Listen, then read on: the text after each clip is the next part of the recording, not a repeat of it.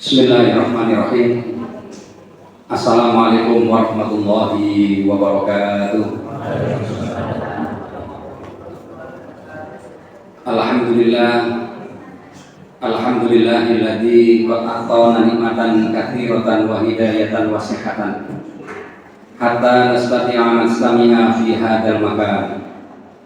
Shalatan wa salaman ala nabiyyina Muhammad sallallahu alaihi wasallam alladzi qad hamalan nas min tariqil jahiliyah ila tariqil islamiyah. Wa qala Allah ta'ala fil Qur'anil aziz, a'udzu billahi minasyaitonir rajim. Bismillahirrahmanirrahim. Kutiba 'alaikum idza hadara ahadakumul maut in taraka khairan lil wasiyah lil walidaini wal aqrabin bil ma'ruf haqqan 'alal muttaqin. Al-ayat. Shadaqallahul adzim. Yang kami hormati dan kami muliakan para alim ulama, para ustadz-ustadzah, para bapak ibu, seluruh jamaah mushola al-ihsan yang dimuliakan oleh Allah. Tiada untayan kata yang terindah di pagi yang cerah ini, melainkan ungkapan syukur kita kehadirat Allah Subhanahu wa Ta'ala atas segala limpahan rahmat dan karunia-Nya, sehingga pada kesempatan yang berbahagia ini kita dapat hadir di majelis yang mulia ini, di rumah Allah ini, dalam rangka watawasau bil haq watawasau bis sabr, saling menasihati diri kita di dalam kebenaran dan saling menasihati diri kita di dalam kesabaran. Mudah-mudahan Allah takdirkan diri kita dan keluarga kita menjadi hambanya yang senantiasa berada dalam kebenaran dan menjadi hambanya yang senantiasa diberikan kesabaran. Amin. Allahumma amin. Para bapak ibu hadirin sekalian yang dimuliakan oleh Allah, memang berbicara sabar itu adalah suatu hal yang mudah diucapkan, akan tetapi sulit diwujudkan terkadang. Ada sebuah penelitian dari Australia, seorang yang melakukan sebuah riset bahwa sungguhnya hewan atau binatang itu yang sabar, maka binatang itu akan awet hidupnya. Tapi ketika juga penelitian binatang yang suka menerkam sesama binatang, ternyata mereka tidak awet hidupnya. Nah, Bapak Ibu sekalian, ini saya bandingkan juga di rumah saya itu banyak binatang yang namanya kucing. Mohon maaf Ibu, di atas ada hewan yang namanya kucing di rumah saya. Ini sedikit cerita ya, tapi mohon maaf nanti kalau namanya agak sama. Ada 3 kucing. Kucing yang pertama, kucing yang sangat sabar, karena kucingnya itu hitam. Itu orang-orang menyebut dengan namanya Blackie, gitu ya. Blackie itu meskipun badannya besar, ya, kepalanya besar. Biasanya kucing kalau kepalanya besar itu tukaran simenangan. Tapi Blackie tidak mau bertengkar, kecuali dia diserang, pasti dia mau bertengkar. Nah, kucing Blackie ini sabar. Ternyata dia ini awet hidupnya sampai sekarang masih ada.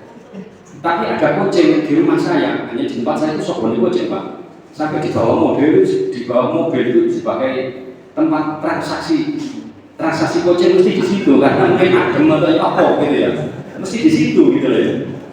Nah, kucing yang kedua, ini ada kucing, mohon maaf ya kalau namanya tidak sama. Kucing yang namanya Sambu, mohon maaf ya. Nah, kucing ini suka ngerah kucing lain gitu loh ya.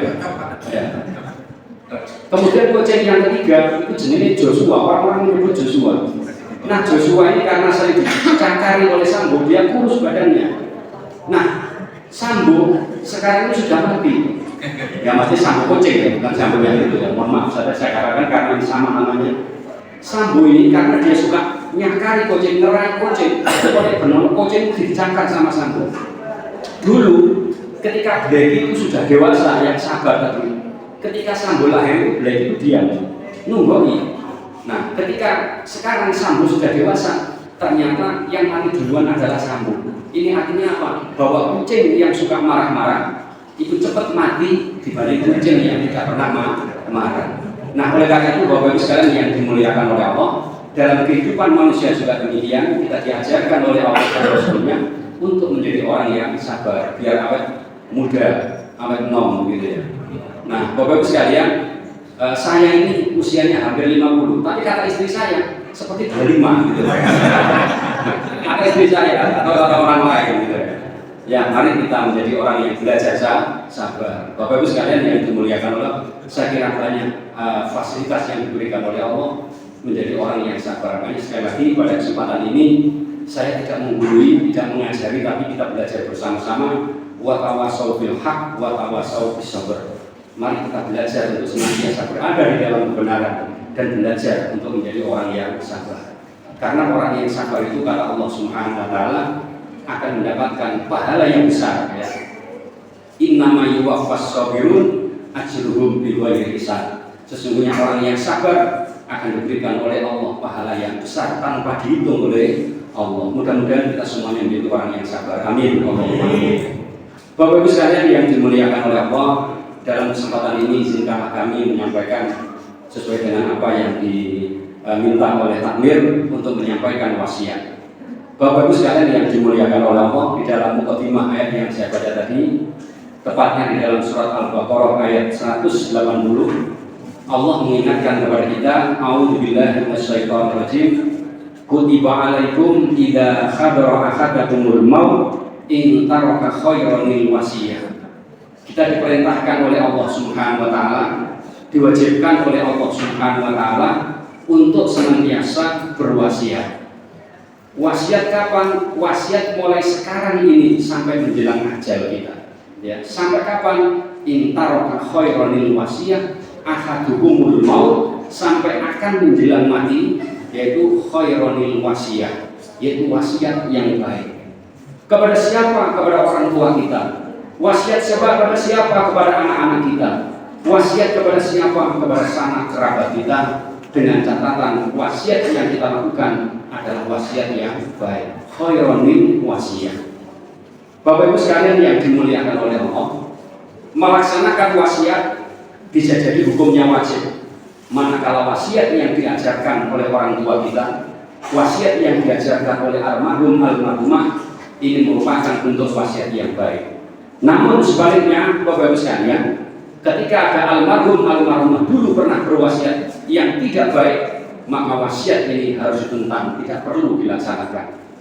Salah satu contoh misalnya, Bapak Ibu sekalian, dulu ketika orang tua mau meninggal dunia, saking gergetan sampai tonggole, kemudian bapak mati, tonggo sebelah itu terkena jolek.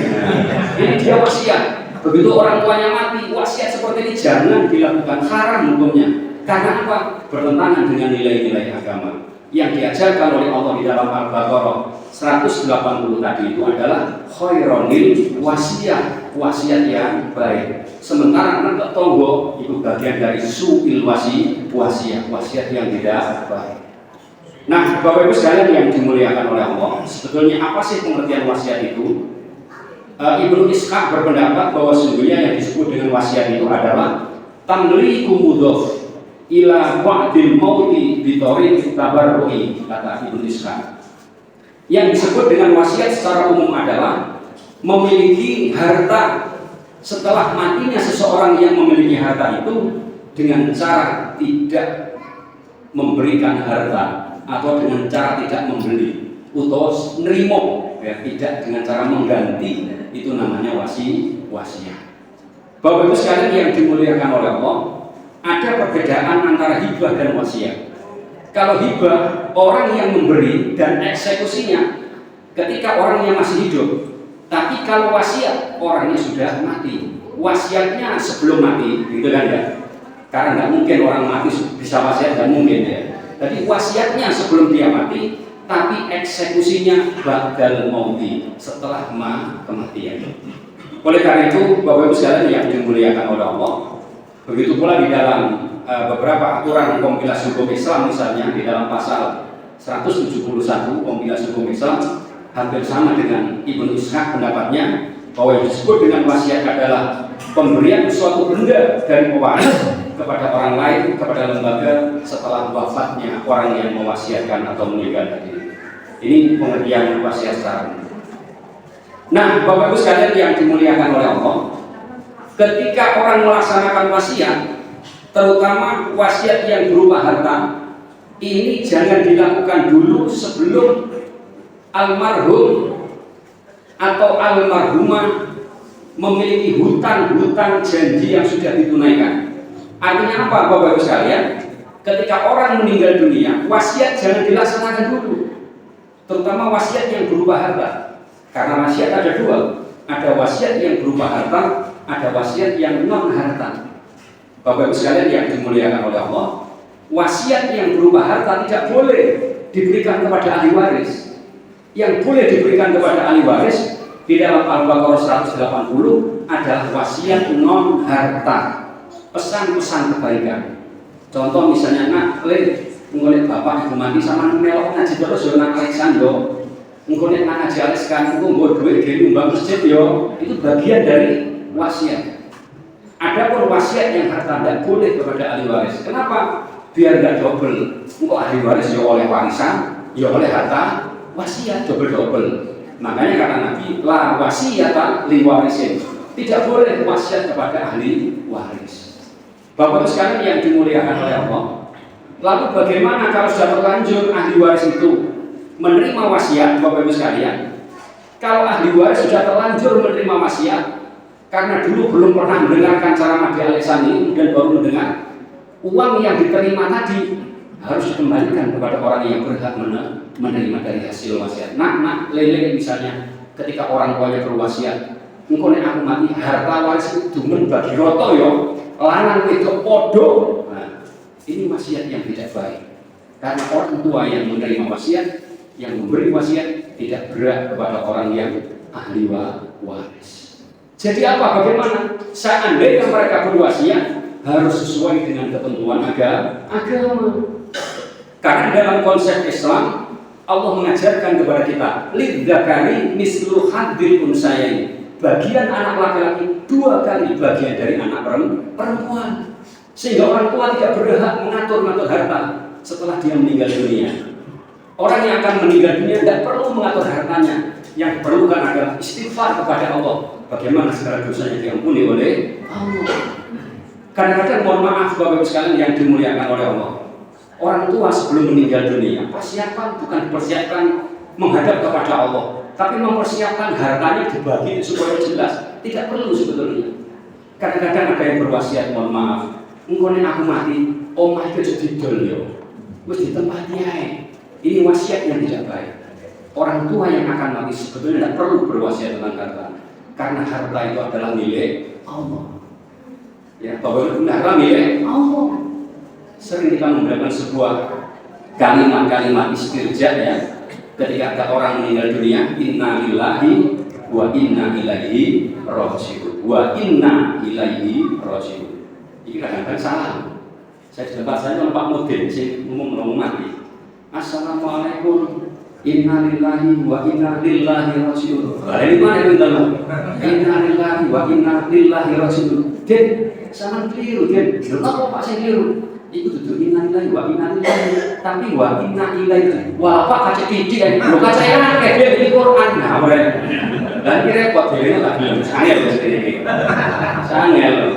Kaca titik lo, kaca kayak gitu loh ya. Nah, ini kita harus hati-hati karena Quran harus dibaca dengan benar. Ini gak gelem dhewe ngomong saya.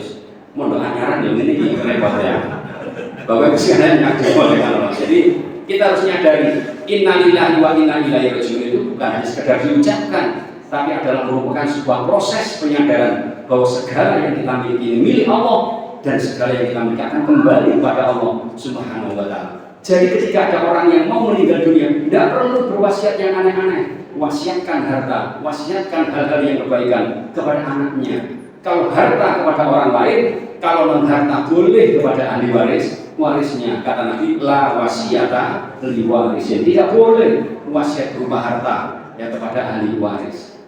Ini kapan hari itu ada orang yang darah taman sana sepanjang telepon saya, Pak Ustaz, saya pernah ikut ngaji jenengan tentang waris. Oke, saya boleh bertemu Pak Ustaz karena saya ngaji itu tanya tidak enak karena sifatnya pribadi privat. Oke, datang ke tempat saya jam berapa?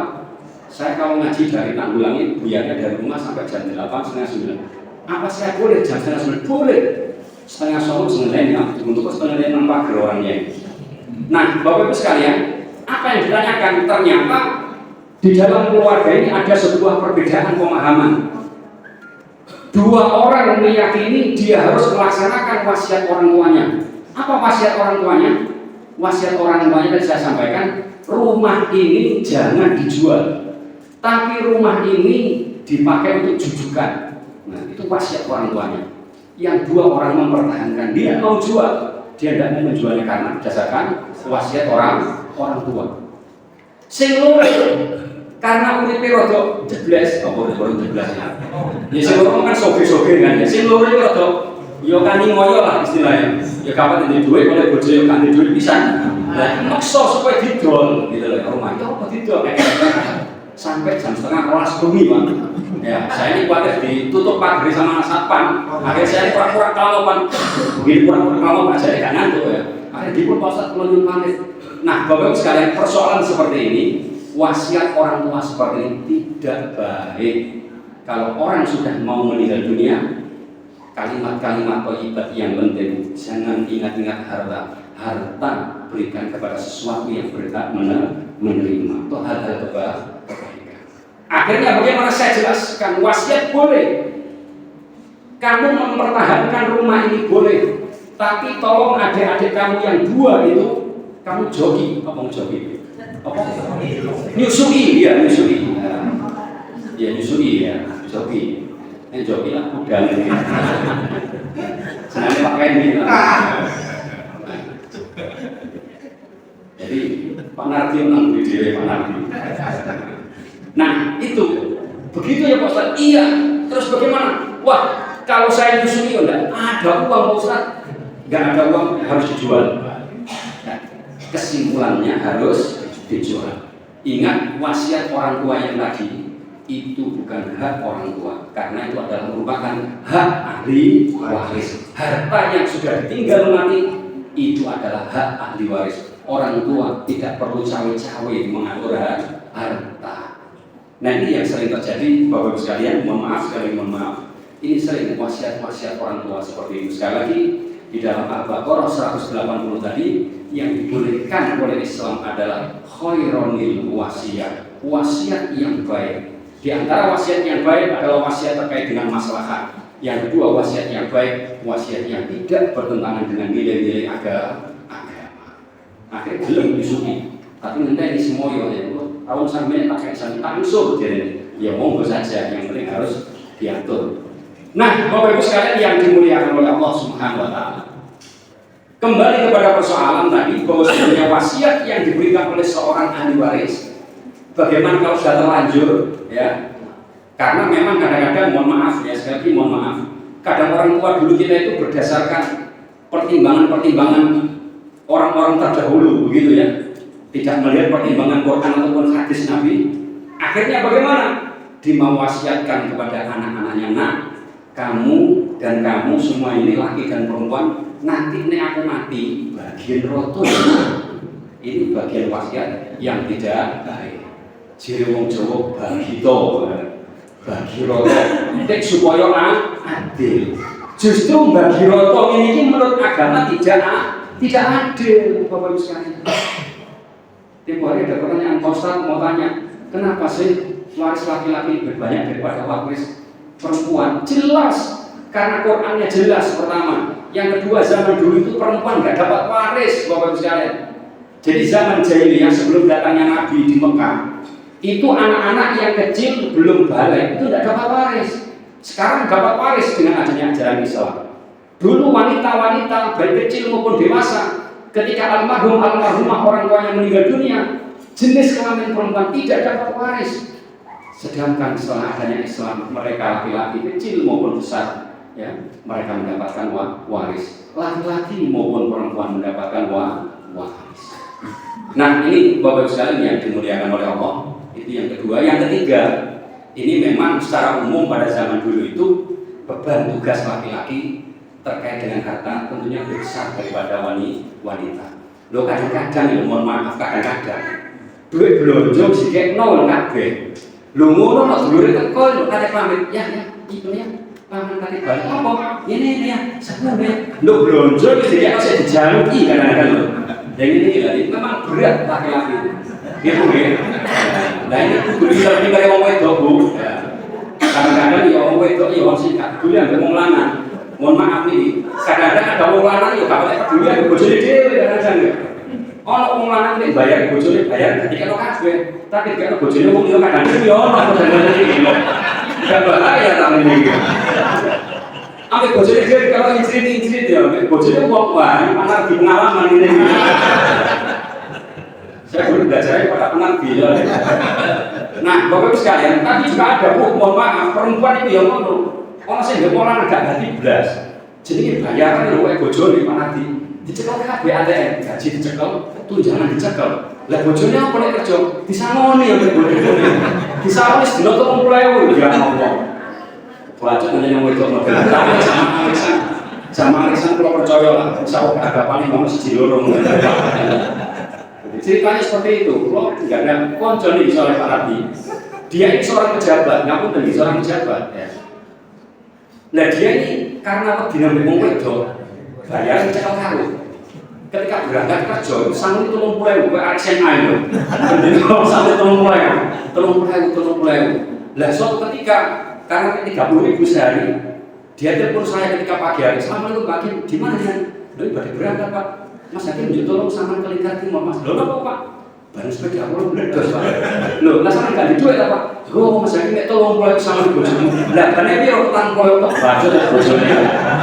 Masyaallah, wedok model iki Bu tak kandhani Bu. Wong wedok sing model ngene iki Bu, wong lanang gak suwe, tak kirane anu, matine gak suwe wong model iki. Sakno ngono.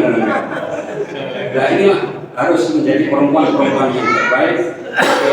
Itu menjadi laki-laki yang terbaik. Kata Nabi, khairukum linisa'ihim. Sebaik-baik laki-laki adalah laki-laki yang terbaik bagi istrinya.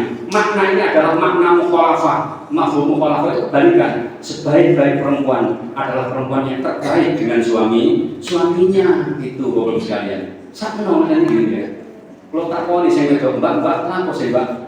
Bojo sampean kok sampean sangoni mbak, kok mau ATM ya mbak. Sebab lah tidak pola-pola, banyak itu loh, penting pola. Ini kan cinta tentu ya, kalau kita pengen di mana dia harus pola. Ini kok ini aku bayar, mungkin ini enak gitu kan. Jadi seperti itu kondisinya, Bapak sekalian.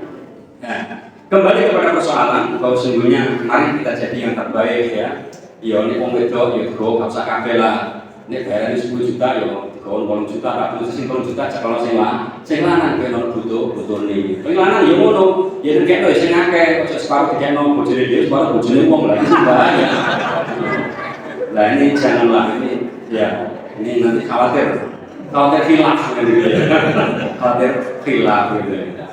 Nah, Bapak Ibu sekalian yang dimuliakan oleh Allah, kembali kepada persoalan bahwa sesungguhnya wasiat ada dua, ada wasiat yang sifatnya baik, ada wasiat yang sifatnya buruk atau tidak baik. Wasiat yang baik sekali lagi maslahat. Yang kedua wasiat yang baik, yang kedua adalah ada ajaran dari Allah dan Rasulnya. Seperti orang yang datang ke rumah saya tadi, itu bagian wasiat yang tidak dibenarkan oleh ajaran agama. Dia berwasiat, omah itu aja didol, nggak boleh seperti itu. Kalau panjenengan sudah meninggal dunia, orang sudah meninggal dunia, wis gak usah ngurusi harta, biar diurusi oleh anak-anaknya atau ahli warisnya. Nah, sementara wasiat kepada non ahli waris boleh, baik berupa harta atau non harta boleh. Kepada tetangga misalnya berwasiat kepada janda-janda boleh, sing nom sing tuwek ndak apa-apa. Nah, ini ya, boleh ya, berupa harta.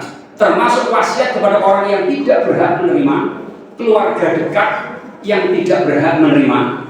Jadi di dalam Islam itu ada dua hubungan keluarga dekat yang berhak menerima waris, yang kedua keluarga yang dekat yang tidak berhak menerima waris. Keluarga dekat yang berhak menerima waris di dalam Islam disebut darul furud ya. Bapaknya mati, anaknya dapat waris misalnya. Saudaranya mati, saudaranya dapat waris. Itu namanya darul furud. Tapi juga ada, mohon maaf Bapak sekalian, keluarga dekat yang tidak dapat waris.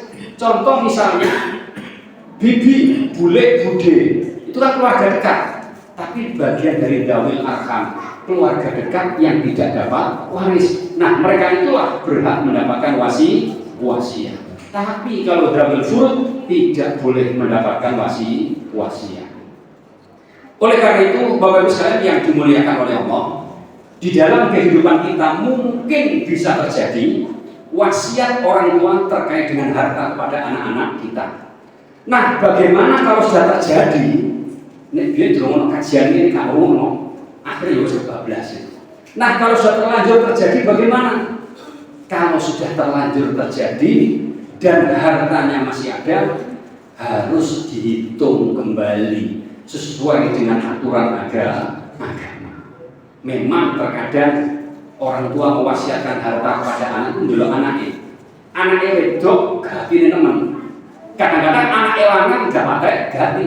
Ketika orang tua loro anaknya luar kota, kerjanya luar kota gak belas. Begitu mati dum waris teko. Ya gitu kan ya. Ono kan sing model tapi alisan aku percaya lah. Kalau siji loro sing model telu papat gitu ya. Nah, sementara anak perempuannya itu gati minta ampun. Jadi ketika orang tuanya sakit, sing dulang, sing ngedusi, sing bayar dan lain sebagainya. Nah, kadang-kadang karena orang tua ini merasa iba dengan anak perempuan yang sudah merawat seperti itu, dia berpesan berwasiat, nak, ya, separuh dari harta atau lebih nanti harus diterima pada anakku yang perempuan. Wasiat orang tua seperti itu tidak baik. Nah, oleh karena itu bagaimana? Ada siasat atau strategi biar mereka mendapatkan uang yang sama. Ini, misalnya ketika orang tua meninggal dunia, hartanya rumah, kendaraan dan yang lainnya, itu telah diwasiatkan tadi itu lebih dari setengah untuk anak perempuan. Nah, caranya boleh ketika dia mati, orang tuanya meninggal dunia, anak laki-laki dan perempuan bisa komunikasi. Dijelaskan, adik wedok, sakjane donyane wong tua itu jumlahnya sak miliar misal hitungannya. Mestinya sampai sebagai anak perempuan oleh separuh atau oleh bukan gitu kan? Nek donyane sak miliar sama oleh 237 juta. Aku oleh 666 juta. Tapi dek, aku ndelok sampean kan tolong. Nah, jadi silang. Ini silangan iso ge duwe akeh, omahe akeh, bojone akeh. Sementara si wedok iki yo uripe nretek ya istilah nretek ya. Ya omah ya kontrak ya si bojone nyambut gawe anu pisan. Nah, ini si laki-laki boleh. Ya wis ngene. Mestine sampai oleh 290 juta. Saya dapat 663 juta karena saya laki-laki. Wis ngene, sama tak sedekahi 100 juta, nah misalnya kan gitu, atau 150, atau nanti ketemunya biar sama-sama 500-nya. Ini bagian dari sedekah, itu boleh. Nah, gitu ya. Jadi Bapak-Ibu sekalian, kembali kepada persoalan, ini bisa dikomunikasikan, tapi jangan sekali-kali langsung dibagi sama rata, tidak boleh. Itu hukumnya wong londo nggak harus sembahyang. Ya, kalau udah perdata itu seperti itu bunyinya, laki perempuan sama, itu hukumnya hukum perdata. Nah, Bapak-Ibu sekalian yang dimuliakan oleh Allah, selanjutnya bagaimana kalau wasiat itu sudah terlanjur dimakan kok entek?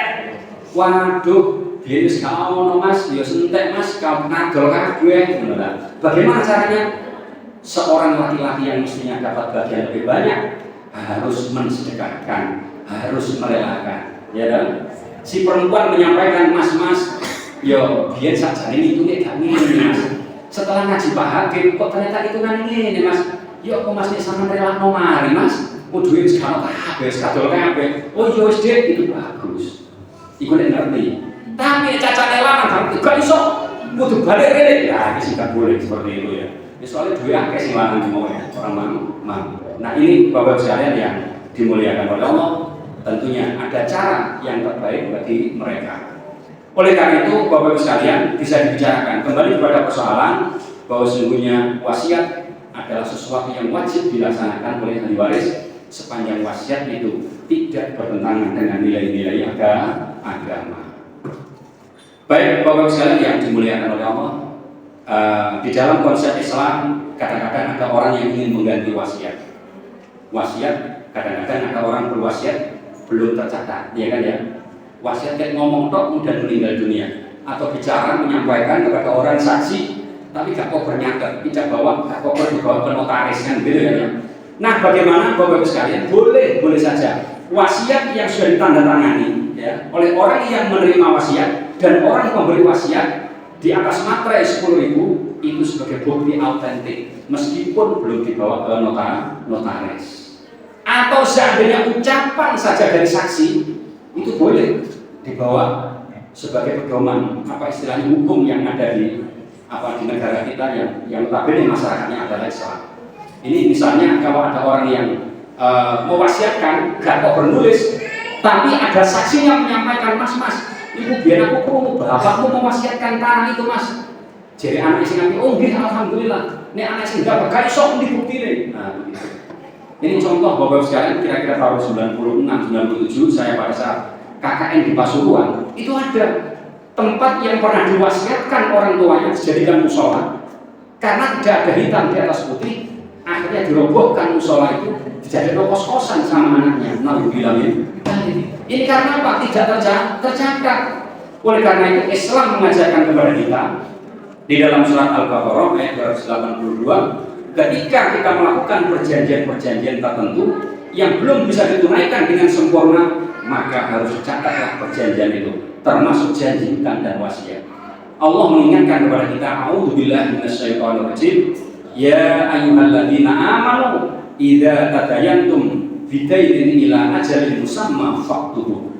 Hai orang-orang yang beriman, apabila kamu melaksanakan janji hutang, perjanjian berupa wasiat dan lain sebagainya, ila ajalin musamma yang ketentuannya pembayaran masih nanti, faktubu hendaklah kamu catat. Jadi harus dicatat Bapak Ibu sekalian yang dimuliakan Allah.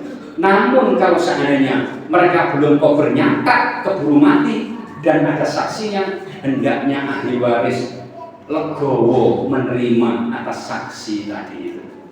Ini kadang-kadang ya gak belum karena tidak ada hitam di atas putih. Kalau seperti ini dibawa ke pengadilan, nggak bisa oleh pengadilan karena tidak ada catatannya. Oleh karena itu Bapak Ibu sekalian yang dimuliakan oleh Allah, ketika kita melakukan wasiat hendaknya harus kita catat.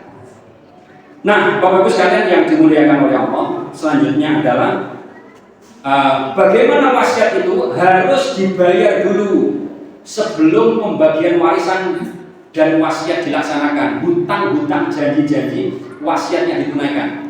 Makanya Bapak Ibu sekalian yang dimuliakan oleh Allah, ketika kita mengetahui orang tua kita, keluarga kita meninggal dunia, ya, itu jangan dibagi dulu warisnya. Tolong panjenengan WA, tolong panjenengan SMS keluarga-keluarga, teman-teman ya, yang ada di dalam handphonenya, di dalam grup-grupnya, sampaikan kepada mereka, assalamualaikum, innalillahi wa inna ilaihi rajiun. Telah meninggal dunia bapak atau ibu saya jam sekian di sini. Mudah-mudahan segala dosa diampuni, semoga amal ibadah diterima oleh Allah. Bagi panjenengan yang di dalam grup ini ada hakul adamiyin, ada sangkut paut hutang janji wasiat kepada almarhum almarhumah supaya menghubungi saya selambat-lambatnya. Kayak ono selambat-lambatnya 1 bulan misalnya.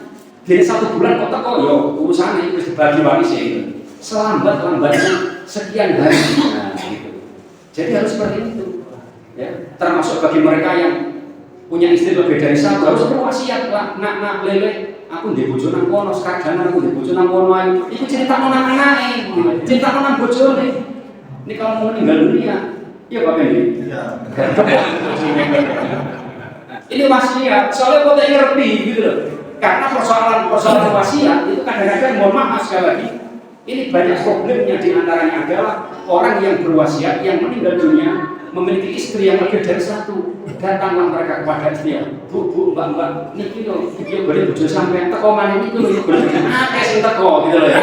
Makanya sebelum meninggal dunia wasiatkan kepada mereka bahwa dia punya istri di Wonoayu, punya istri di Skarjangan, itu sampaikan kepada istri yang pertama.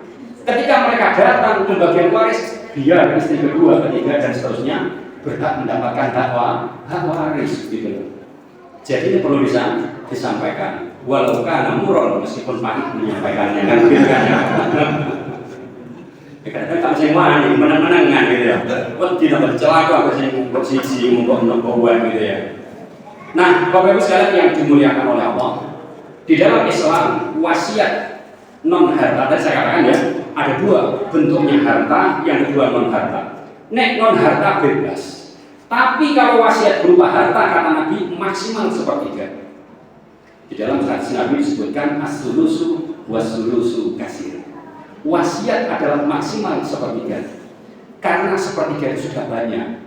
Namun di dalam konsep Islam, dalam kompilasi hukum Islam, orang yang manakala mewasiatkan lebih dari sepertiga itu boleh, harus mendapatkan izin atau persetujuan dari ahli warisnya. Itu. Jadi kadang-kadang ada orang yang semangat bersedekah, tapi kadang-kadang nggak delok anak-anak ini. Sementara kita diperintahkan oleh Allah, wal yakhshal ladzina law taru dan seterusnya itu kan, untuk khawatir generasi-generasi kita kan itu kan ya. Nah, makanya bagaimana? Kadang-kadang ada orang yang semangat untuk kepentingan agama, diwasiatkan kabeh, dikekno kabeh. Ya sekarang ini zamannya Palestina, wis tak dol omahku sak gak omah-omahan, turun pasar bantaran garbis gak apa-apa wis misalnya. Omahku tak dol tak kirim nang Palestina. Nah, melok KRL Alexan tak sediakan nang kono. Jangan semuanya mewasiatkan maksimal sepertiga. Nek rumahnya harganya 1 miliar, ya sepertiga dari harga 1 miliar itulah yang boleh diwasiatkan. Bapak-Ibu sekalian yang dimuliakan oleh Allah, termasuk hibah. Sebagian ulama berpendapat hibah itu hukumnya sama dengan wasiat. Ketika kita menghibahkan sesuatu kepada orang lain juga maksimal sepertiga. Kalau hibah lebih dari sepertiga harus izin ahli warisnya. Karena hartanya orang yang mewasiatkan adalah merupakan bagian dari hartanya ahli waris. Ini Bapak-Ibu sekalian yang dimuliakan oleh Allah, as-sulusu was-sulusu kasih. Contoh misalnya Bapak-Ibu sekalian, ada orang yang mewasiatkan harta kepada anak angkatnya.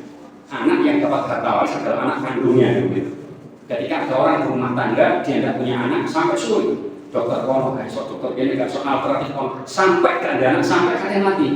Nah, Bapak-Ibu sekalian, orang yang seperti ini ketika tidak punya anak dan dia mengadopsi anak atau mengangkat anak angkat ini, Bapak-Ibu sekalian, berhak mendapatkan wasiat. Engko nek anakku mati ya Le, Nduk.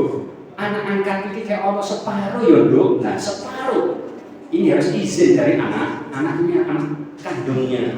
Karena wasiatnya melebihi sepertiga. Oh nggih, mboten menapa anak-anak sugih kabeh, omah akeh, bojone akeh, enggak ada masalah gitu.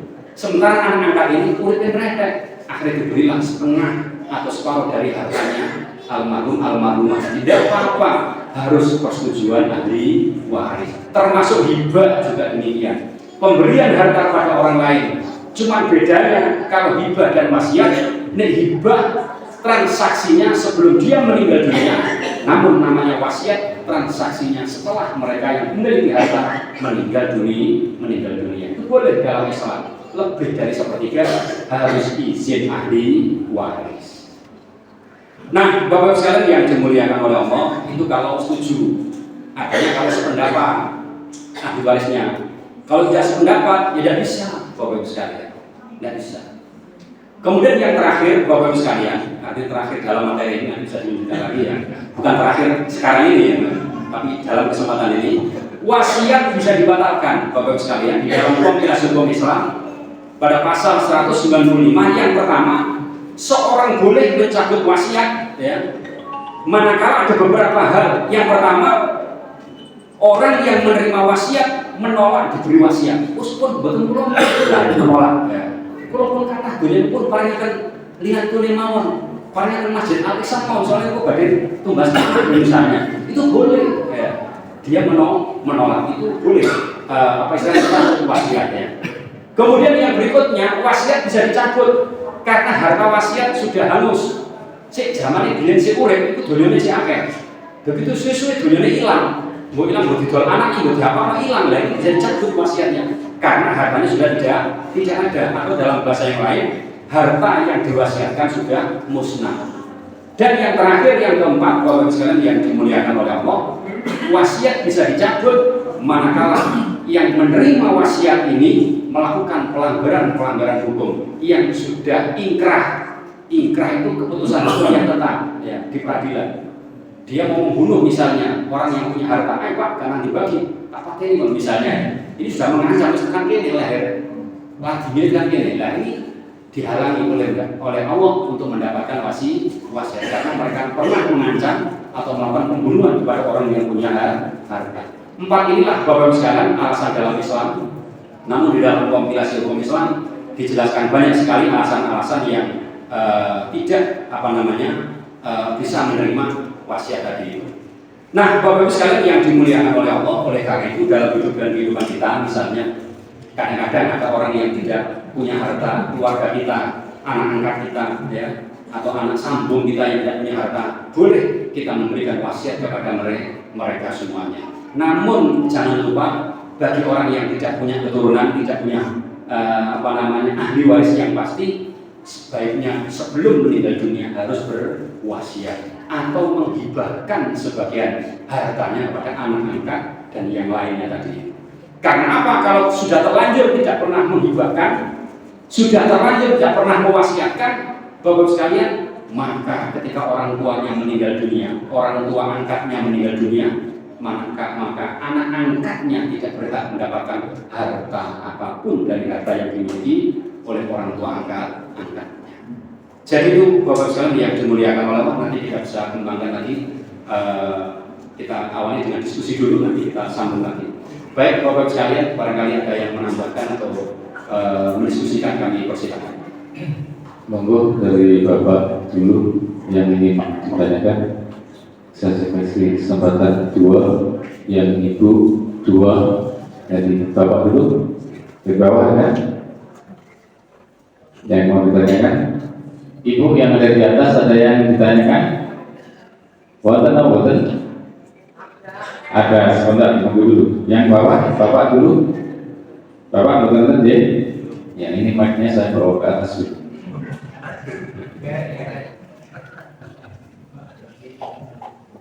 Ya, yang wonten, karena mic-nya cuma satu. Assalamualaikum Ustaz. Waalaikumsalam. Izin bertanya. Iya. Jika kita mau ada seorang anak yang dipelihara oleh anak kandung, dipelihara oleh ayahnya, tapi anak ini bukan masuk nasab keluarga ayahnya ini. Gimana? Anak di luar nikah. Anak di luar nikah. Ya, kan tidak masuk nasab ayahnya ini. Tapi dia dipelihara oleh ayah kandungnya. Itu dipelihara oleh ayah kandungnya, tapi bukan masuk nasabnya. Jadi dia nggak ikut ibunya, ikut ayahnya. Gimana? Ayah biologis. Ikut ayah biologis ya. Ayah biologis. Ya. Terus kenapa Bu? Apakah bagaimana dengan warisnya? Bagaimana dengan waris? Ya, apakah dia tidak menikah tapi ya, menikah, jadi anak ini di luar nikah.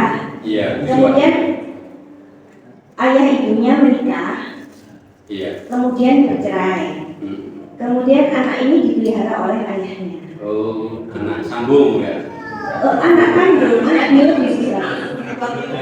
Anak kandung yang di luar nikah. Iya. Oh, Anda tapi belum nikah, langsung dinikahi. Ini Oh iya. Oke, lanjut juga. Oke. Itu hukumnya warisnya bagaimana? Maksudnya Iya. dia itu aja Ustaz. Oke. Terima kasih. Oke, terima kasih Bunda. Langsung saya tanggapi atau ada yang lain? Oh, satu lagi, oke, satu lagi. Iya, monggo.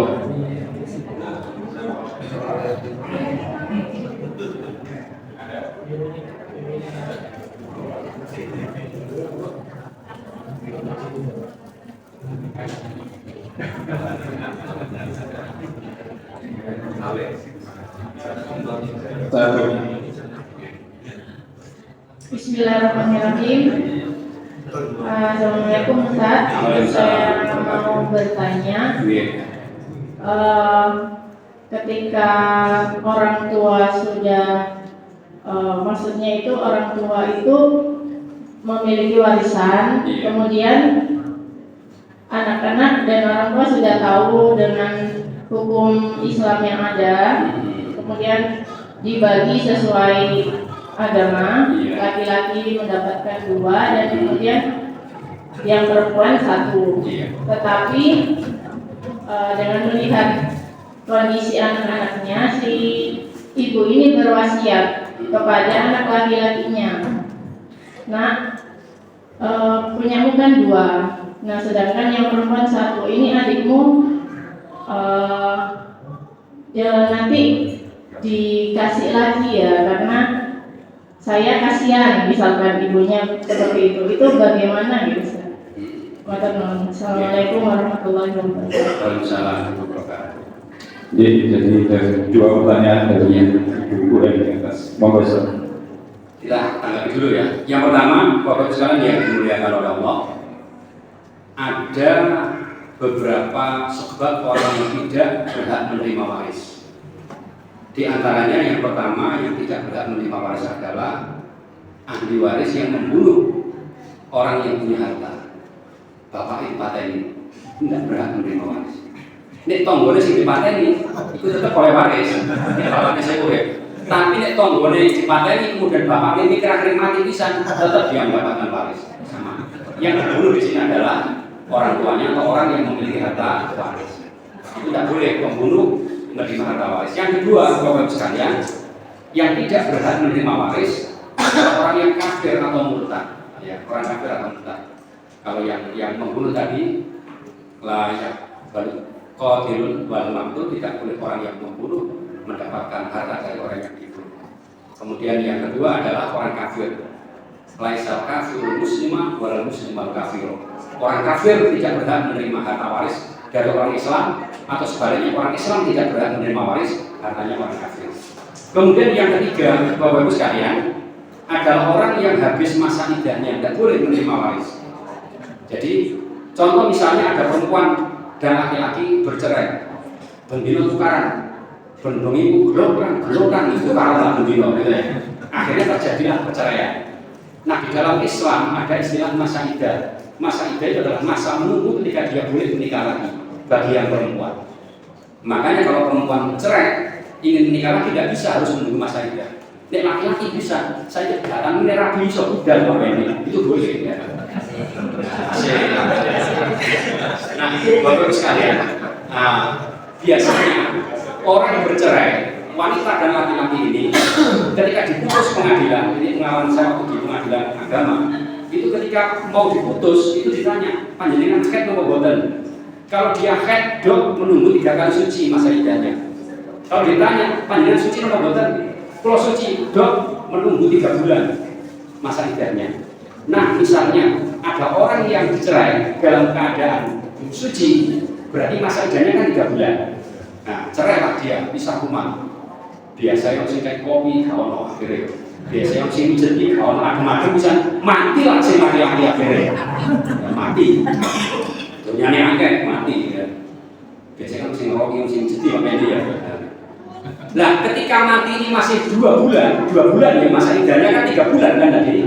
Kok matinya 2 bulan, kademen mati, kaki semuanya mati. Ya. Nah, perempuan yang dicerai tadi kan masih dalam masa iddah.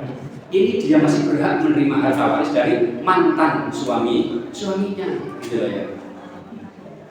Itu. Namun kalau masa iddahnya sudah habis, ini terutama cerai rujuk ya, atau cerai satu ya, talak satu ya, itu boleh.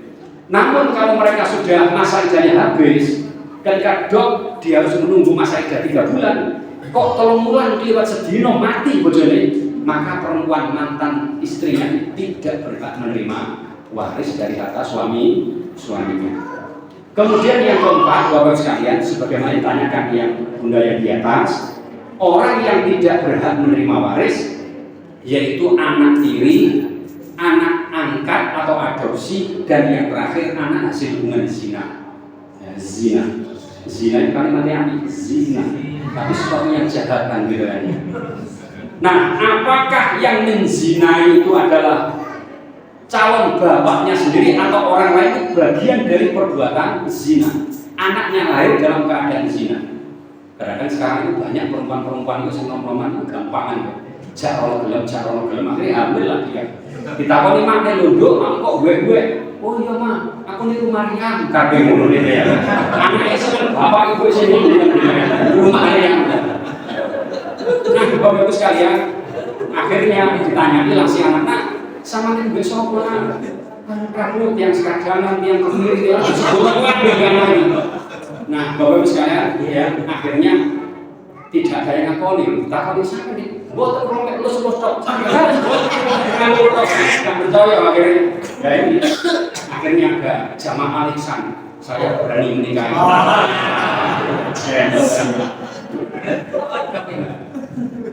Ini namanya bapak zina atau anaknya hasil zina. Atau seandainya seperti yang ditanyakan Bunda di atas tadi, yang menikahi itulah yang menzinai sopo gak niku tok yang kemiri tok niku yang betul-betul malih. Akhirnya iya dek sama nggih kula tanggung jawab. Akhirnya hamil dinikahkanlah dia. Meskipun yang menghamili sing urun mek sitok tok iki anak yang lahir bukan anak kandungnya, tapi anak hasil hubungan zina. Ketika anak perempuan yang lahir, maka bapak ini tidak boleh menjadi wali. Walinya kemana? Ke pengadilan, izin pengadilan yang menikahkan KUA. Jadi perempuan yang punya anak, anaknya perempuan dari hasil hubungan gelap tadi itu, ketika menikah harus hakim, walinya hakim, itu hakim aku ya, hakim pengadilan. Caranya bagaimana? Sama orang yang belum hakim ya, bukan. Mari nang larangan ngono. Nah, datang ke pengadilan agama. Kemudian disidang, hasil sidangnya, putusannya diberikan kepada KUA di mana perempuan tadi tinggal. Nah, KUA itulah diperintahkan oleh pengadilan untuk menikahkan. Nah, sebagai wali hakimnya adalah KUA. Nah, kembali kepada pertanyaan, anak yang dilahirkan dari hasil zina, apakah zina hasil urunan wong akeh, wong sadang, wong miri dan lain-lain itu, ataukah dia sendiri, bapaknya sendiri itu tidak berhak menerima waris? Ketika bapaknya kaya, anak hasil hubungan zina tidak berhak menerima waris. Atau sebaliknya, anak hasil hubungan zina sogeh, ya dunyane akeh, akhirnya diabetes 600 matilah si anak itu. Maka bapak yang menzinai tidak berhak menerima harta waris. Yang berhak menerima harta waris adalah anak kandungnya atau bapak kandungnya.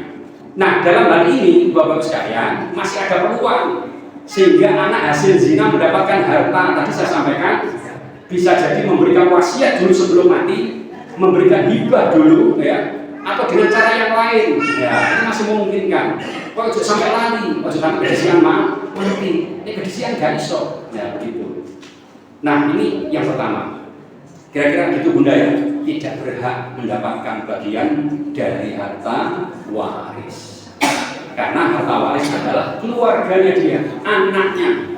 Lil walidaini wal aqrabina bil ma'ruf, yang berhak menerima adalah anak-anaknya, bapak-bapaknya maupun akrab, yaitu sanak kerabatnya. Kerabat adalah saudara, paman, pakde, dan lain sebagainya, bagian daripada kerabat.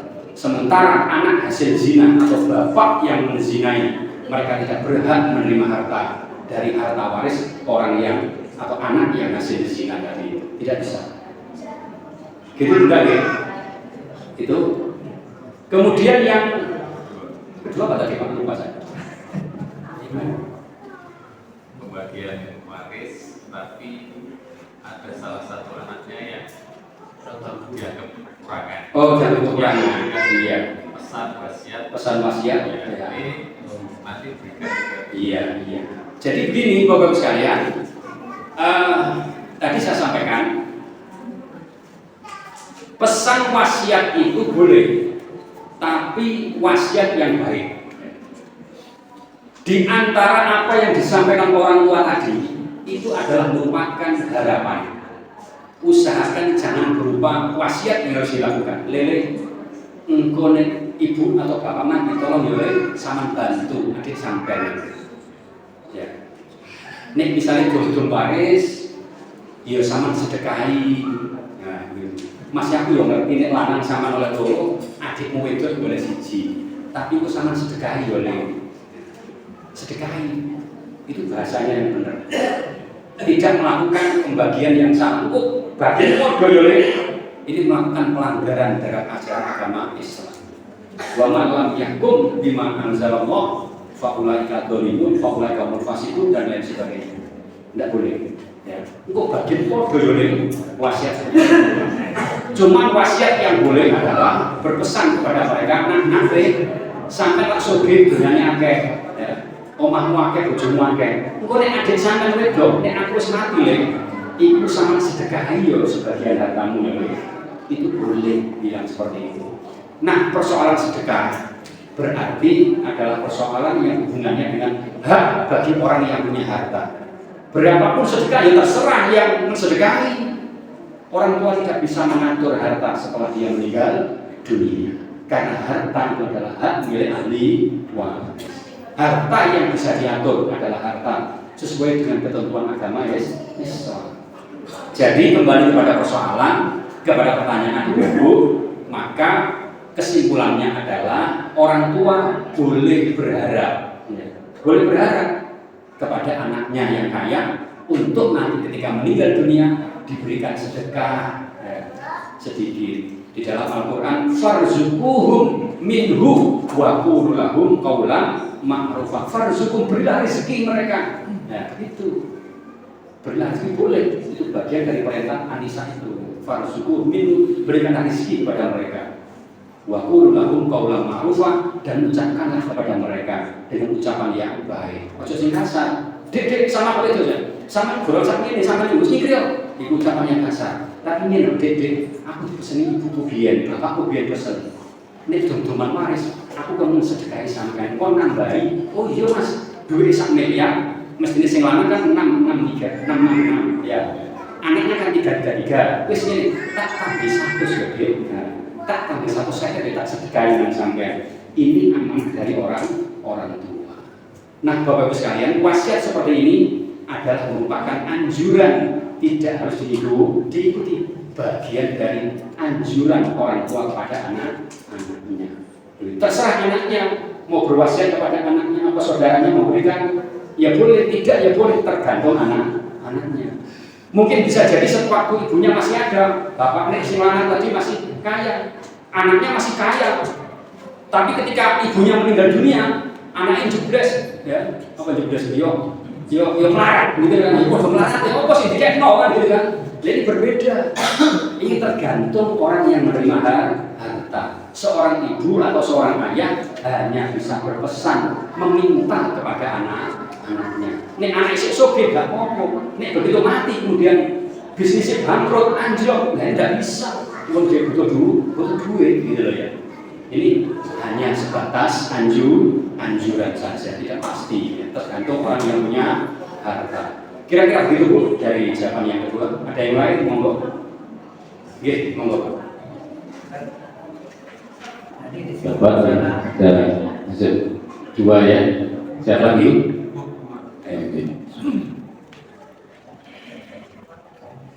Assalamualaikum warahmatullahi wabarakatuh. Waalaikumsalam. Saya mau tanya tadi masalah yang cerai menunggu iddah, Iya. Terus masalah pembagian harta perlu gizinya gimana? Kalau gini ya. Iya. Sudah. Terima kasih. Oke, satunya lagi. Monggo. Assalamualaikum warahmatullahi wabarakatuh. Salah. Mau tanya Ustaz mengenai rumah warisan. Rumah warisan ini. Kalau rumah warisan apa masih dijual Ustaz? Karena salah satu keluarga itu aku kan belum punya rumah. Jadi belum mau beli rumah. Jadi rumah warisan itu ditempati salah satu saudara yang belum punya rumah. Apakah rumah itu wajib dijual atau diserahkan yang tidak mampu itu Ustaz? Apakah misalkan diserahkan yang tidak mampu untuk dibuat usaha, misalkan buat kos-kosan, habis itu hasilnya dibagi itu boleh apa enggak? Iya, bagus sih pertanyaannya. Cukup ya? Iya, saya dulu. Jenengan tadi adalah harta gologini. Bapak Ibu sekalian yang dimuliakan oleh Allah, di dalam Islam sering saya sampaikan bahwa di dalam hal waris, harta yang dibagi waris adalah hartanya orang mati. Jadi bukan harta bersama. Ini sebelum saya jawab pertanyaan ini. Jadi sekali lagi, harta yang dibagi waris adalah hartanya orang yang mati, bukan harta bersama. Contoh misalnya harta bersama itu begini. Harta bersama itu adalah ketika ada orang menikah gak ada popo, lanang gak ada popo, ketika menikah itu ganti bondo belas, menduwe bondo popo loro sak dikulani sing lanang ya gitu ya. Sing wedok ya popo loro gede tapi gak dikulani. Ya, nggak punya harta banyak. Akhirnya menikah setahun, 2 tahun kontrak rumah, akhirnya punya uang untuk kredit rumah, 10 tahun lunas lah rumahnya, punya kendaraan sepeda motor 2. Bapak Ibu sekalian, ketika si laki-laki mati, karena tadi si laki-laki nggak bawa popo, nggak bawa maka ketika yang mati laki-laki, harta tidak ada yang perlu dibagi waris. Bisa diterima ya? Karena yang laki-laki tidak punya harta. Harta yang dibagi waris adalah hartanya orang yang mati. Contoh sebelum menikah dia punya rumah misalnya, punya Innova sing terbaru. Apa saya Zenik apa namanya Innova Zenik. Ini Zenik pun kan lewat ya, lewat. Punya Zenik baru. Nah, kemudian menikah bulan madu ke-12 ya. Saking mereka bentuk ini mereka gini, bukan mati laki-laki itu. Ya, kalau saking semangatnya ya gitu ya. Ya seperti sekarang ini lah. Ya, BCA kan lagi bulan madu di Bali sana kan ya. Saking semangatnya bulan madu ya. Kalau bulan kepala yang nabrak ini apa? Gerjen. Ya. Matilah si laki-laki.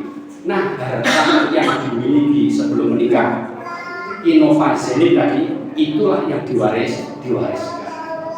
Tapi harta setelah menikah itu harta bersama, tidak perlu diwariskan. Kalau seandainya laki-lakinya mati, perempuannya masih muda tapi belum menikah lagi, ya tidak apa-apa menikah lagi dengan suami yang lain. Atau sebaliknya, ketika yang mati adalah istrinya, dia tidak punya harta, tidak ada yang diwariskan. Ini kadang-kadang ada orang yang apa istilahnya, kayak keminter gitu ya, dibujuk ini, dok, ini bapakmu warisnya gimana? Sama demennya harta warisnya. Ya. Ini ibunya berusaha meninggal. Belum ini didom ya sakno ibune. Omae siji regane 500, didom anak loro siji lanang siji wedok. Berapa bagian ibu? Bagian istri yang ditinggal mati oleh suami yang punya anak, bagian cuma 1/8. 1/8 nek omae regane 500, ya gak sampai 100. Manggon ndi katene? Wis rondo gak di omah. Ada pasar beneran gratis ya katanya. Ini tidak perlu dibagi harta ini bukan harta waris gitu ya. Ini kadang sing minter Pak bagi sano karena apa? Dikompori dipanasi ambil tombolnya bahwa dia mau menikah. Tidak apa-apa kalau menikah lagi ya biar dia menikah dengan istri suami yang kedua. Dia kan sakno ya madem yang ini.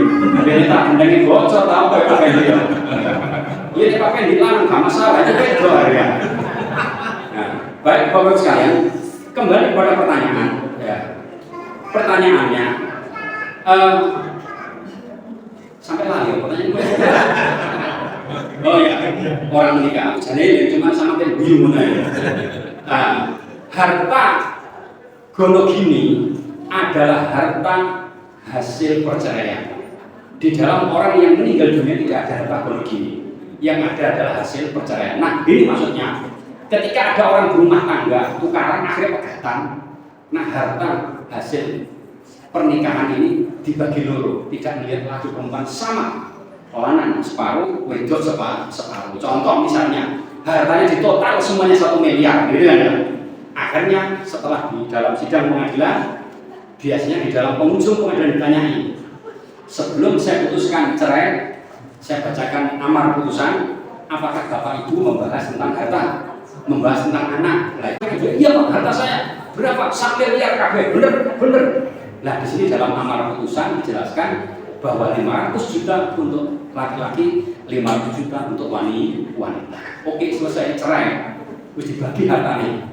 Lanang kan beli 500 juta, ya Pak ya. Harta yang dimiliki tadi loh, perempuan kan 500 juta.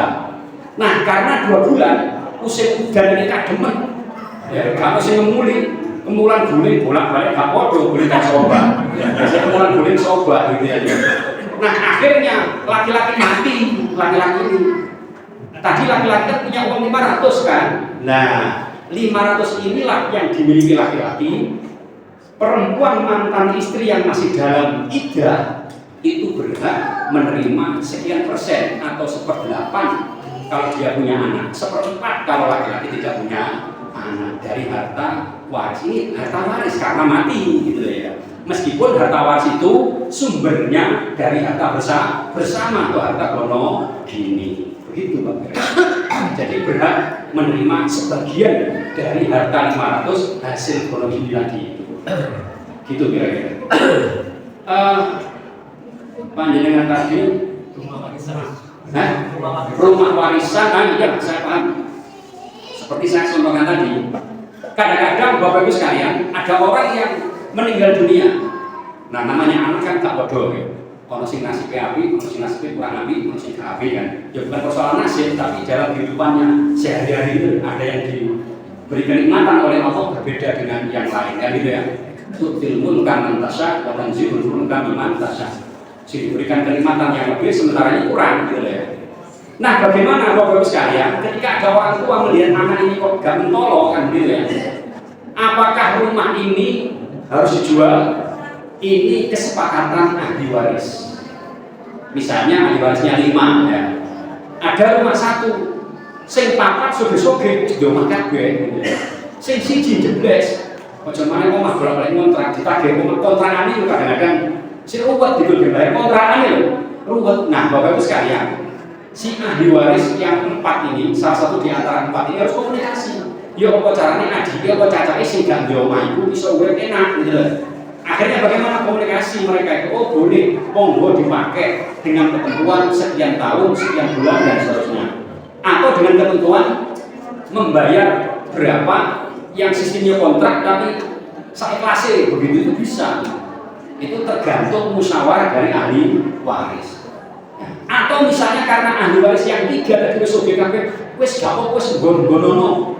Bahkan kadang-kadang kita wis pek-pek kabeh, itu boleh. Terlepas dari hukum ya. Terlepas dari hukum itu hibah yang diberikan oleh orang yang memiliki harta. Mestinya yang memiliki harta adalah orang 4 kan? Karena ahli warisnya kan 4. Karena sisi jebles ya imam ya. Sing nggone imam, sing telu soge-soge omahe akeh bojone akeh gak butuh duit lah pokoknya. Nah ini boleh komunikasi karena sing 3 itu sering ngaji nang iksan ya wis apa kok merelakan dia. Wis bapak digoni adik sakno gak di omah, tek usaha. Ini boleh diberikan secara langsung ya dengan jangka waktu tertentu atau jangka waktu selama-lamanya. Ya, itu namanya apa namanya? Mu'abbad atau mu'aqqad ya istilahnya. Kalau mu'abbad itu ada jangka. Wis dik sama nggoni 5 tahun yo. Engko sak marine 5 tahun wis gampang diomong maneh. Nah itu boleh. Wis dik sama timbang kontrak iki sih butuh duit iki lho. Nang kono-kono 10 juta, wis sama kayak seikhlasé mari akhirnya kayak 5 juta. Nah itu boleh.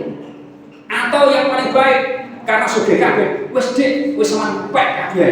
Sama gonang notaris di Bandung, aku siap tanda tangan. Iki jos. Karena ketiganya ini sering ngaji di Alexan gitu ya. Gitu. Seperti itu boleh Pak. Jadi orang tua tidak berhak mengatasi itu karena itu adalah merupakan harta waris. Harta waris adalah haknya ahli waris. Sekali lagi wasiat orang tua kepada ahli waris tidak boleh berupa harta. Yang boleh adalah non harta. Lele dede ngene bapak ibu mati sampean ngaji yo ngaji nang Alexan yo. Terutama Pak Hakim sing ngaji sing gandeng sampean ngono. Lah itu wasiat yang baik gitu. Itu wasiat non harta boleh kepada ahli waris. Tapi kalau kepada ahli waris dengan berupa harta jangan coba-coba. Kata Nabi, la wasiyata li warisin. Hadis Bukhari Muslim. Kira-kira seperti itu. Mudah-mudahan semuanya merelakan ya. Akhirnya bisa ditempati syukur-syukur dikekno ya karena dia mau. Bagaimana kalau di antara saudara itu ada yang setuju, ada yang nggak setuju? Ada yang setuju, nggak setuju. Ya, gampang dikomunikasikan. Aku gak setuju mergopo, dulurmu sakit misalnya. Oh gak setuju karena utangnya rentek sih dulur ini. Dulurnya papat, ahli warisnya kan papat. Sing nggone sing siji ya padha rentek. Sing loro soge-soge sing siji iki rentek pisan gitu lho. Iki karep ya pengen oleh sajane gitu ya. Cuman sungkan kalau dhisik itu kadung nggone suwe. Itu saya komunikasikan dan saya katakan, wis Mas atau Dek, sampean nggonono ya. Tapi nek sampean kontrak nang Darjokono itu 10 juta setahun. Wis sampean kontrak piro wis engko kek cacat sampean sing nomor 35. Nah, begitu itu bisa. Ya, karena dia tidak setuju kan. Nah, karena dikasih uang ya, kontrak kan bisa ya. Ini bisa dibicarakan lah intinya. Jadi saya kira gampang. Sing penting ono donyane ya. Nek wanita ada donyane sing angel. Ambil wae siapa donyane. Utange mereka itu sing angel. Seperti kalau donyane Pak. Kalau saya telepon aku lho mari ya. Terus kalau sampai tak rumah di dalam gak perlu sampai teleponan sama banterno. Kalau ini sering kadang-kadang diparani yo ngaji-ngaji ini. Pak kalau zaman itu semonggo telepon suwe kan mari sampai kerja di telepon bayane. Sabar lho iki. Terus kaya ya enggak tahu lho ya. Baik, Bapak sekalian yang dimuliakan ulama, saya kira itu cukup ya. Diakhiri doa apa tidak? Baik, saya kira itu terima kasih Bapak sekalian. Mudah-mudahan kita diberikan kesempatan oleh Allah, diberikan kesehatan oleh Allah. Mudah-mudahan yang sakit segera diangkat penyakitnya oleh Allah dari keluarga kita. Yang merasa kesulitan, mudah-mudahan diberikan kemudahan oleh Allah. Yang punya anak Joko Rawan segera dinikahkan oleh Allah Subhanahu wa taala. Saya rondo judo sing merah di mana mudah-mudahan Allah. Dan mudah-mudahan di antara kita yang masih punya utang yang banyak semoga dilunasi oleh Allah Subhanahu wa taala. Terima kasih atas segala perhatian. Mohon maaf bila itu wal hidayah. Assalamualaikum warahmatullahi wabarakatuh. Waalaikumsalam warahmatullahi wabarakatuh.